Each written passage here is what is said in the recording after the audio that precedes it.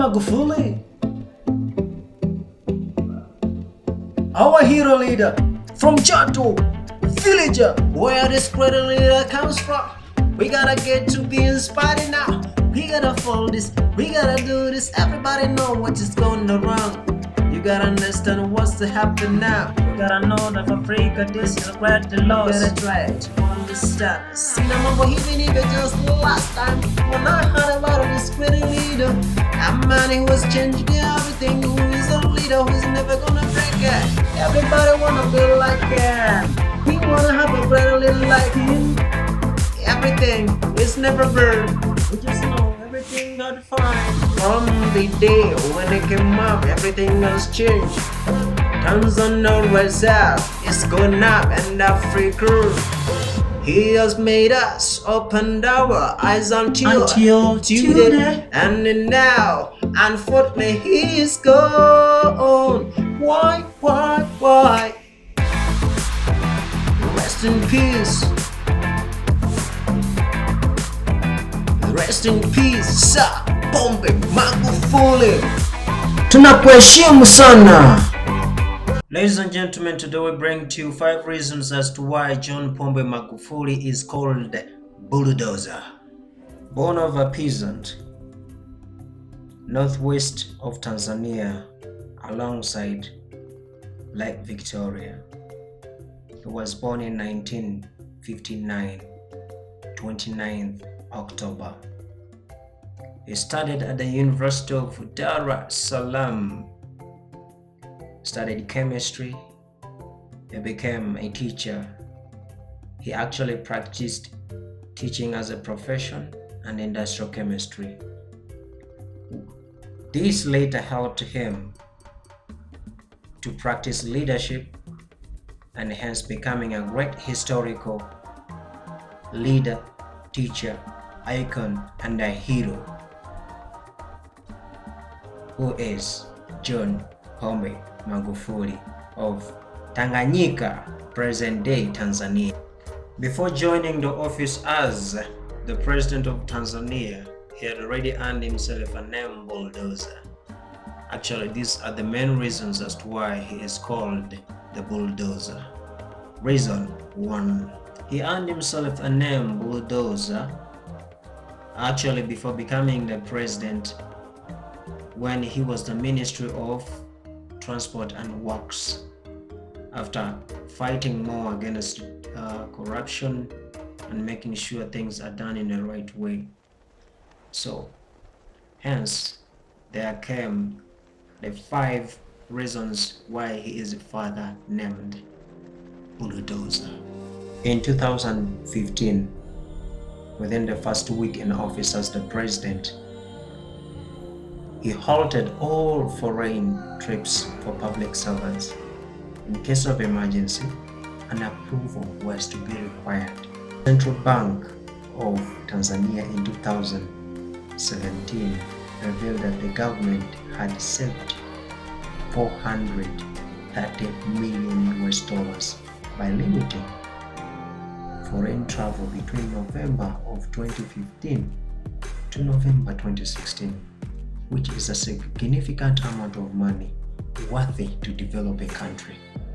If many other African countries' leaders were doing this, I'm sure we would be very far.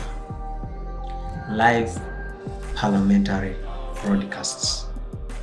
In the 10 years before Magufuli took office, the administration of Jakaya Kikwete was shaken to the core by corruption exposes, broadcast live television stage.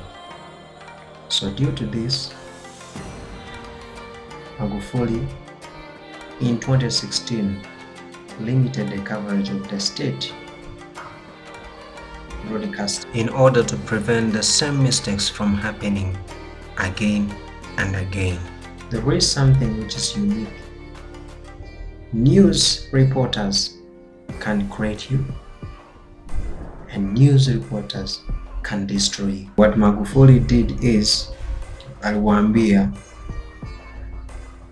the information minister at the time that broadcasting is limited for the purposes of keeping some information to be within the government. This helped Tanzania to grow so that there will be no much pressure on the leaders. Reason 3. Pregnant schoolgirls.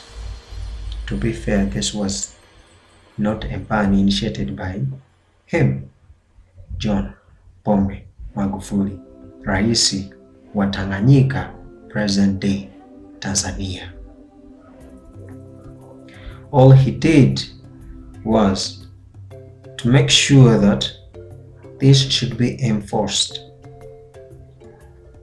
so that these kind of activities do not continue to rise. Mr. Magufuli made it clear that he did not want to see political leaders crisscrossing the country running circuit. He urged that people should be left alone to focus on building the country, and political leaders should wait for the next election that will be held. So this also affected the opposition, but to some understanding, some of the countries near Tanzania are losing billions of money that would be used for treatment of people just because some people want to use the money. So hence, what he did was significant, and it saved a lot of funds for the country Tanzania. Another one coming in August, Magufuli announced a ban on export of metallic mineral concentrates. Miners in Tanzania had been sending heaps of earth-containing metallic ores to Asia and Europe, but the content and the quality had always been a contentious issue. So miners insisted about having low commercial value. In March 2017, the country's largest gold miner, London-listed Acacia Ltd, was accused of flouting the ban. Mr. Magufuli ordered the seizure of more than 250 of its containers at the port of Dar es Salaam. He then formed 2 teams to investigate. The first investigation was done, the content of the content containers, the second, their value. The 2 teams then presented explosive reporting alleging that Acacia had under-declared the value of ore, skewing the amount of tax it had to pay, meaning the country Tanzania was losing a lot of money. So, armed with the finding, Magufuli's government slapped the company with a mammoth tax bill of 190 billion US dollars, covering the 17 years it had been operating in the country. They refused it. So what happened?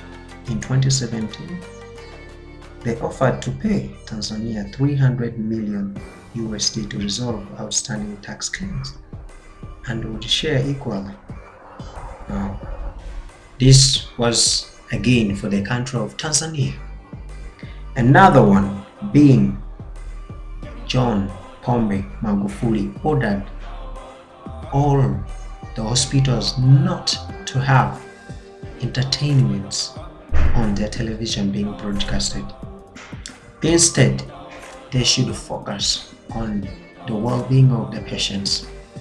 If something's to be played on the television, it should be videos that are helping these medical practitioners to learn further, to enrich their skills in their fields. Wasn't this a great leader everyone would like to have in his or her country? Let us know about your observation. Otherwise, he was not just a leader, he was a teacher. He is a hero. He is an inspiration. A true leader leads a country like a parent who guides his children in his family.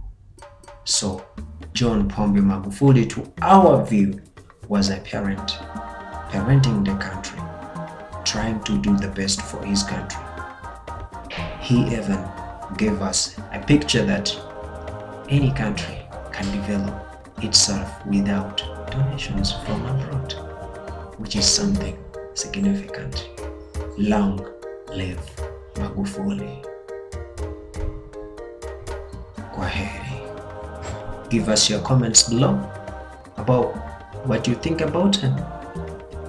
We will bring more about the great leader that not only Tanzania, not only East Africa, not only Africa, but the world has lost. Rest in peace, John Pombe Magufuli.